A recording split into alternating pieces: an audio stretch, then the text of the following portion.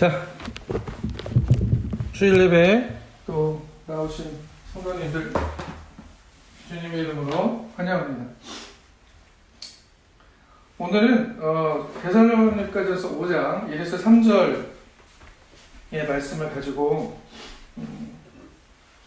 은혜의 말씀을 나눠보기를 원합니다. 우리가 많이 읽었던 말씀이고 또한 주의 날이 어떻게 임하는지에 대한 그 사도 바울이 주의 날에 대한 어떤 의미에 대해서 얘기를 한 것이죠. 이렇게 주일 아침 이렇게 햇빛이 비치고 이렇게 밝은 대낮에 예수님이 오신다면 그것 또한 참 나쁘지 않을 거라는 생각도 합니다. 예수님께서 분명히 모든 사람들이 다 볼 수 있게 오신다라고 또 이렇게 말씀을 하셨는데, 성경에는 가끔씩 보면 이렇게 모순되는, 우리의 생각으로 모순되는 증언들이 좀 있어요. 왜 갑자기 주의 날이 영광으로 나팔 불면서 예수님이 재림하시고 성도들이 하늘로 들려 올라가고 예루살렘이 내려오는 것을 보면서 그리스도를 인정하지 않았던 사람들을 심판하시고, 이런 모습들이 계시록에 그려져 있는데, 이거와 모순된 증언으로 사도 바울이 뭐라고 합니까? 그의 날이 도적같이 임할 것이다. 그때도 알지 못하고 시기도 알지 못하고 갑자기 급습한다는 거죠. 그죠? 그러한 의미로 지금 사도 바울이 예수 그리스도의 재림에 대해서 우리에게 이야기를 해주고 있는 것입니다. 예수님은 이렇게 어떻게 보면 성서에서 항상 얘기하는 것들은 하나님에 대해서, 예수님에 대해서 다양한 방식으로 우리에게 이야기해 주고 있다는 것, 우리가 그것을 또 하나의 의미로서 받아들여야 된다는 것을 또 성서가 얘기해 주고 있는 거예요. 만약에 예수님이 이렇게만 임할 것이다라는 어떤 성서의 한 증언들을 가지고 우리가 얘기를 했을 때, 그렇다면 사도 바울이 얘기한 이 증언들은 분명히 그 요한계시록의 증언과는 상당한 모순이 되어지는 증언들이죠. 물론 어떤 분들은 그렇게 얘기할 것입니다. 그렇다면은 그거는 실제적인 것이고 실체 일어날 것이고, 이거는 사도 바울이 예수님의 임하심을 영적으로 비유한 것이다. 그렇기 때문에 우리가 깨어있음을 중요시 여겨야 된다라고 얘기할 수 있을 거예요. 그리고 그렇게 성서에 대해서 전하는 분들도 많이 있습니다.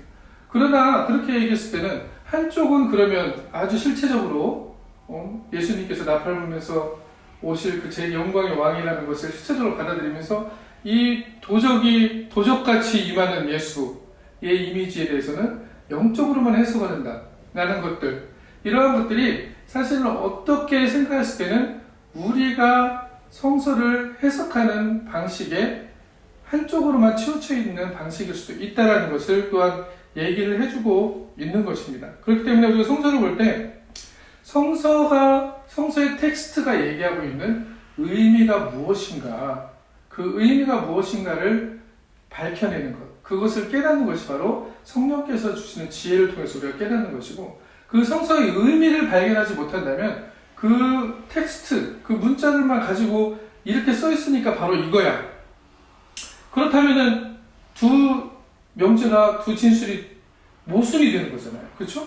영광으로 오시고 모든 사람이 볼 수 있게 오시고 나팔 불고 떠들썩하게 온 세계가 쫙 뻗으시 오신다고 했는데, 갑자기 사도 바울은, 물론 요한계시록보다 사도 바울이 훨씬 이전에 쓰여진 바울 서신이긴 하지만, 그 진술은 그것과는 사뭇 모순되어진다는 것을 우리는 발견할 수가 있는 것입니다. 예수님도 분명히 마지막 날에 대해서 얘기하면서 어떻게 얘기하셨냐면, 마태복음 24장 35절에 39절을 우리 한번 찾아보겠습니다. 예수님께서는 어떻게 얘기하셨을까요? 예수님께서는 마지막 날에 대해서 분명히 얘기하신 부분이 있거든요. 이 재림에 대한 얘기가 요한계시록만 있는 게 아니라는 거죠.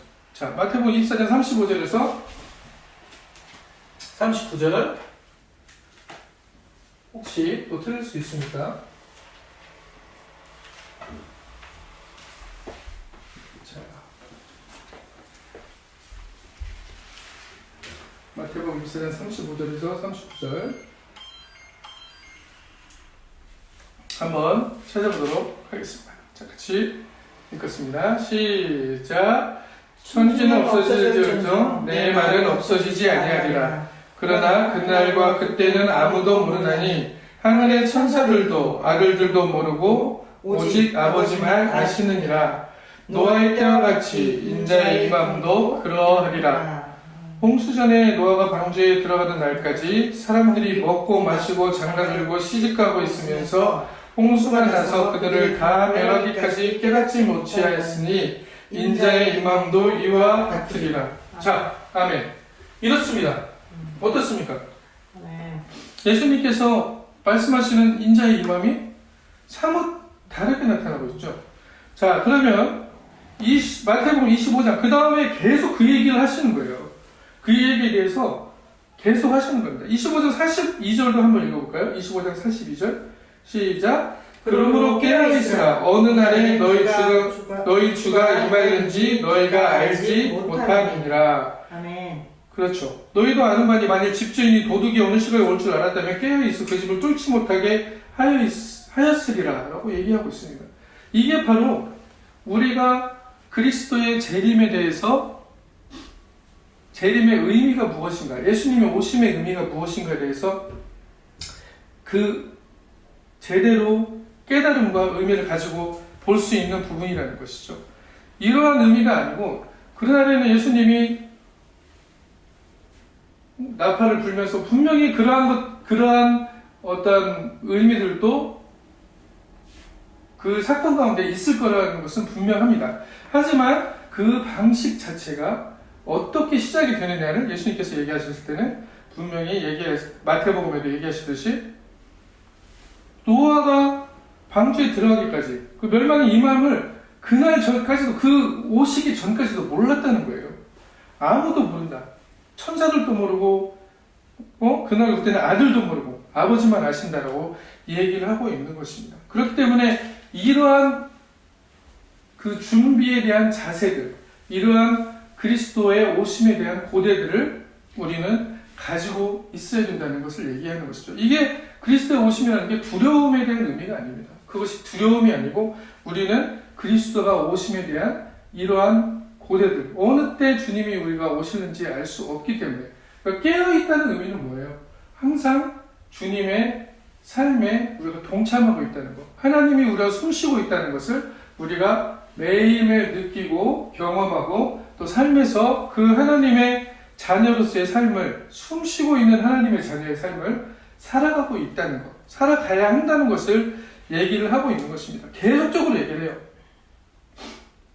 50절에 생각하지 않은 날 알지 못하는 시각에 그 종이 주인에게 이르러, 우리가 생각하는 시간과 주님의 때는 다르다는 것을 계속 얘기하고 있습니다.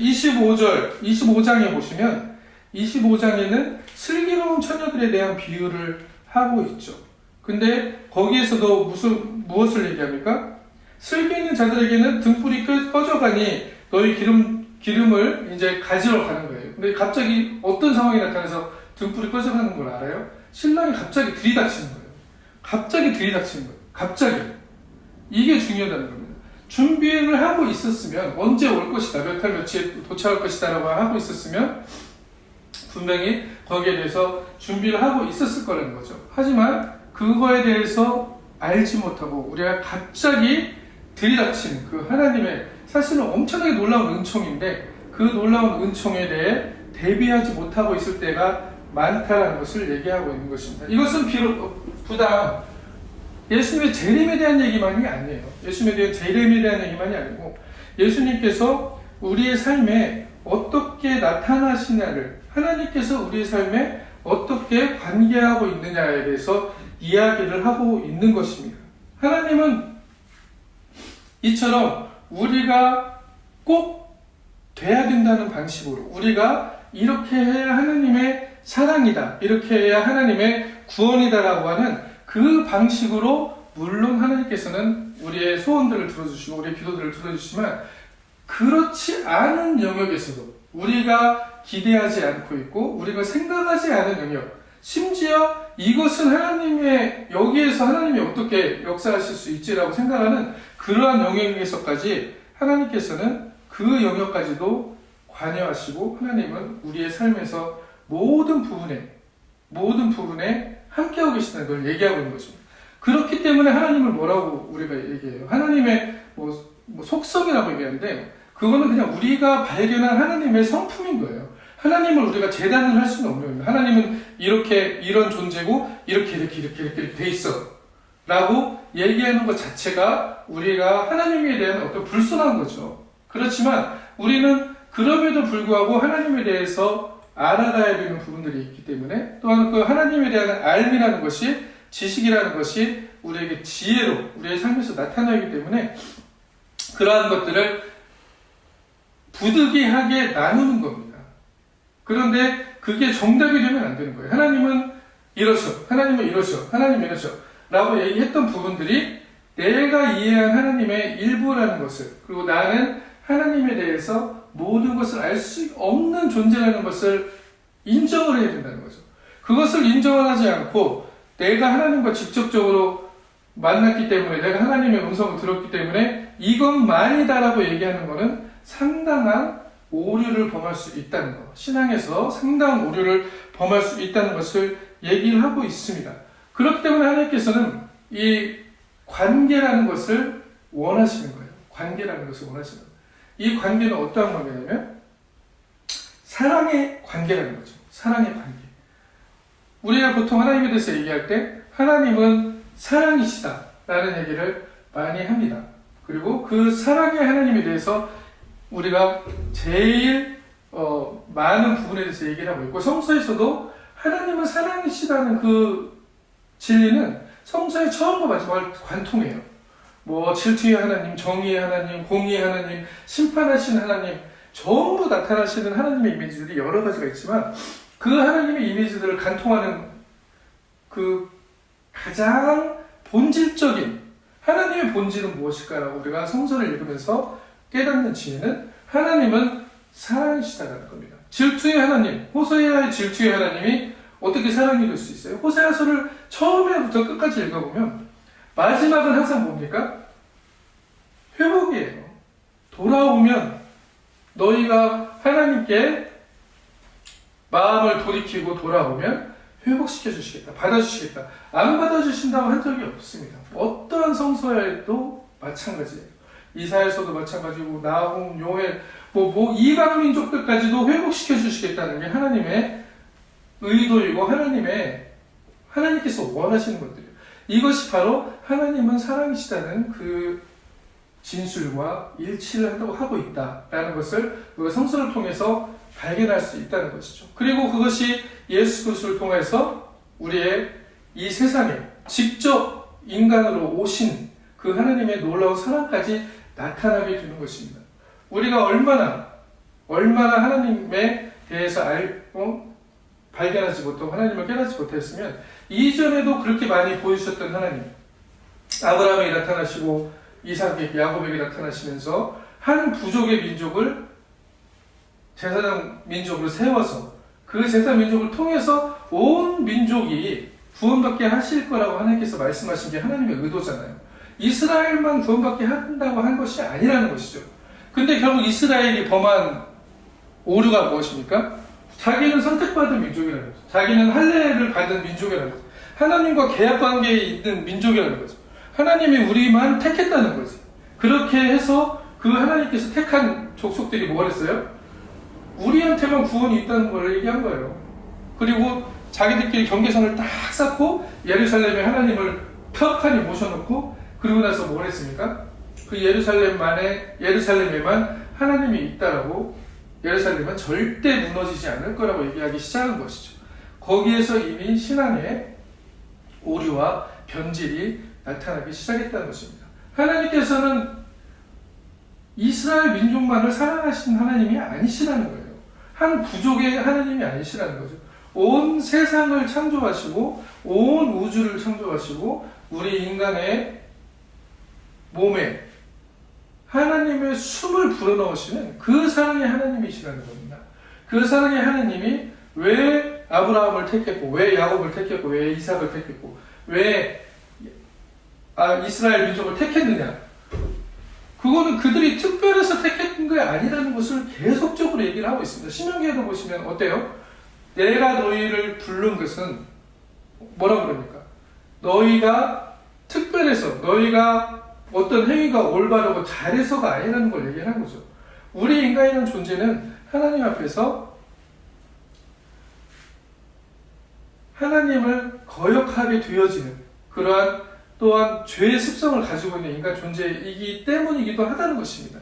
이것을 우리가 고백하지 않는다면, 우리의 이 죄의 습성들을 고백하지 않는다면, 이것을 인정하지 않는다면 하나님이 주신 자유를 잘못 사용할 수 있는 오류에 범하게 된다는 것이죠. 어떻게 사용할 수 있습니까? 한편으로는 이렇게 사용되는 거예요. 이스라엘 민족같이. 내가 하나님께 택함 받은 사람이고, 나는 내 자유를 하나님께 다 바쳤기 때문에 나는 특별한 사람이고, 그렇기 때문에 나는 온전하게 하나님의 구원받은 백성으로 살아갈 것이다 라고 얘기하는 것이죠. 틀렸습니까? 맞아요. 분명히 하나님께서는 그렇게 우리를 사랑하시고 우리와 관계하시고 우리를 부르시기를 원하십니다. 근데 여기서 나타나는 하나의 오류가 무엇이냐면 우리만이라는 얘기가 나타날 때가 문제가 된다는 거죠. 왜 하나님이 세상을 사랑하시고 모든 사람을 구하기 위해서 나를 불렀다는 그 복음의 의미를 잘못 해석해서 나만을 위한 하나님을 만들어가고 있는가? 우리는 그것을 깊이 생각해야 된다는 것입니다. 그래서 히브리서에는 뭐라고 합니까? 예수를 깊이 생각하라. 예수의 의미가 뭐냐는 거죠. 예수가 여기 세상에 와서 한 것이 무엇이냐는 것이죠. 그리스도라는 의미가 하나님은 구원이시다라는 메시아라는 말 자체가 하나님은 구원이시다라는 말이에요. 그러면 예수 그리스도라는 그 의미는, 예수라는 말은 그 나라에 그 당시에 엄청나게 많았던 이름들 중에 하나입니다. 예수는 널리고 널린 게 예수였어요. 이름 자체가. 우리나라 김씨, 박씨 뭐 이런 식의, 근데 그게 성이 아니고 이름이에요. 뭐 어떻게 따지면 영희철수? 이런 거일 수도 있는 거죠. 부르면 나오는 이름이 예수였다는 겁니다. 그 유대인 당시에. 그리고 또 어떠한 증언에 따르면 예수님이 십자가에 돌아가기 전에 바꿨던 그 죄수 바라바의 이름이 예수였다는 거예요. 그처럼 예수의 이름이 흔했다는 거예요. 그렇기 때문에 예수의 이름 자체가 우리에게 중요한 것이 아니고 예수 뒤에 따라오는 그리스도의 의미가 중요하다는 것을 얘기를 하고 있는 것입니다. 우리가 예수의 이름으로라고 얘기할 때는 무엇을 얘기해요? 예수의 이름으로라는 것은 그리스도의 의미를 담고 있는 예수의 이름을 얘기하는 겁니다. 그렇기 때문에 우리가 예수의 이름으로 귀신을 쫓아내고 병자를 고칠 수 있는 거예요. 예수라는 이름이 도대체 무엇이냐는 것을 우리가 하나님의 지혜를 통해서 깨어나는 거죠. 하나님께서 성령을 통해서 우리에게 그 성령의 부으심을 통해서 예수의 이름의 의미가 무엇인가를 우리에게 깨닫게 해주신다는 거예요. 우리가 그 예수의 이름을 부를 때, 그 그리스도라는 그 의미를 가지고 예수의 이름을 부를 때 우리는 예수의 이름의 능력을 우리 또한 가진 존재로 하나님의 원창조의 그 회복된 존재로서 나아간다는 얘기를 하고 있는 것입니다. 그렇기 때문에 하나님의 사랑의 의미는 이러한 의미라는 것을 우리가 기억을 해야 된다는 것입니다. 하나님께서 이러한 의미로 우리에게 사랑을 주고 계시는데, 우리에게 그러한 창조의 역사들을 이루셨고 구원의 역사를 이뤄가시는데, 우리가 교회로서, 현재 세상에 나타나는 교회로서 어떠한 모습으로 지금 살아가고 있는지, 그리고 나의 신앙의 모습이 과연 하나님께서 나만을 위한 어떤 한 신의 존재로서, 나만을 위한 하나의 해결사의 역할을 하고 있는 하나님으로서 내가 하나님을 부르고 있지는 않는지, 아니면 내가 그리스도를 부르면서 구원받은 존재라고 하면서 그 하나님의 그 해결해 주시는 힘의 능력만을 의지하고 있지는 않은지에 대해서 생각을 해봐야 된다는 것입니다. 깊이 생각해봐야 될 부분인 것이죠. 물론 이것이 필요 없다는 얘기는 아닙니다. 이것이 우리의 삶에서 중요한 부분이고 생명수와 같은 부분이기 때문에 우리는 이러한 우리를 이끌어 주시고, 우리에게 반석에서 물을 내주시고, 우리에게 만나를 주시고, 우리의 병든 것을 고쳐주시고, 우리의 연약함을 치료하시는 그 하나님의 능력을 경험할 수 있는 축복의 통로들이 되어야 되고 우리의 삶이 그런 삶의 그런 것들이 나타나는 기적의 체험장이 되어야 되는 것은 분명히 맞는 얘기들입니다. 하지만 그런 것들이 나타나는 것만을 위해서 살아가는 것이 참 신앙의 길은 아니라는 것을 성서는 분명하게 증언을 해주고 있다는 것입니다. 상당히 어떻게 보면 모순된 부분일 수도 있어요.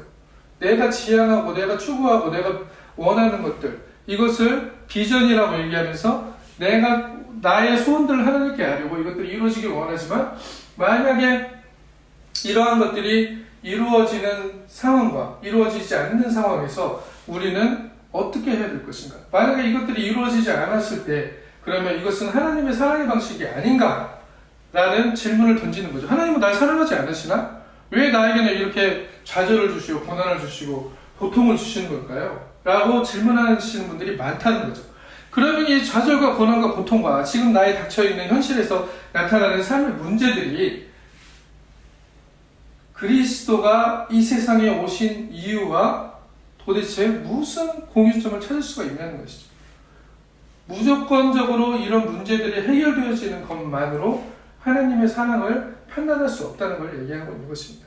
하나님의 사랑은 우리가 알지 못하는 영역, 분명히 아까 말씀드렸던 대로 내가 처음에 생각했던 하나님의 사랑이 이렇게 작동할 거라고 생각했다면 이 작동하고 있는 그 영역뿐만 아니라 훨씬 더 넓은 다른 영역에서도 하나님의 사랑은 그대로 작동을 하고 있다는 것을 우리는 깨달아야 된다는 것입니다.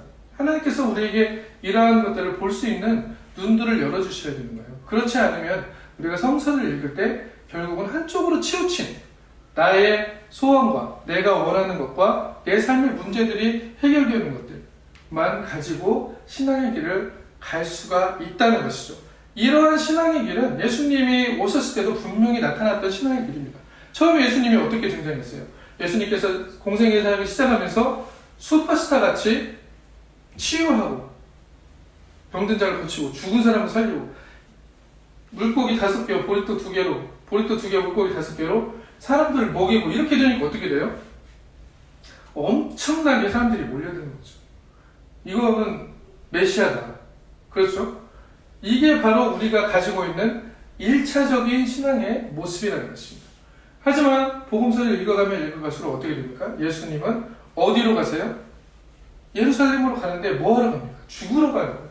죽으러 가고 거기서 철저히 소외된 존재로서 십자가에 달려서 나무형 반역자로서 로마에 반역한 반역자로서 십자가형에 달려서 처단되는 마지막을 경험하게 된다는 것입니다. 그때 우리는 어디에 있었냐는 거죠. 예수님이 그런 철저한 소유자로 되어 있을 때 거의 모든 사람들이 떠나갔었다는 얘기를 하고 있는 것입니다. 그런 1차적인 신앙이라는 것은 그렇게 참 신앙의 길로 가기 위한 하나의 과정일 뿐이지 그것이 신앙의 깊이와 우리가 하나님과 대면할 수 있는 그런 어떤 하나님과의 만남의 장소에서 나타나는 최종적인 모습이 아니라는 것을 우리는 깨달아야 된다는 것이죠. 그렇기 때문에 한쪽만을 추구하는 것은 분명히 우리의 신앙생활에 건강하지 못한 영향을 미치는 것입니다.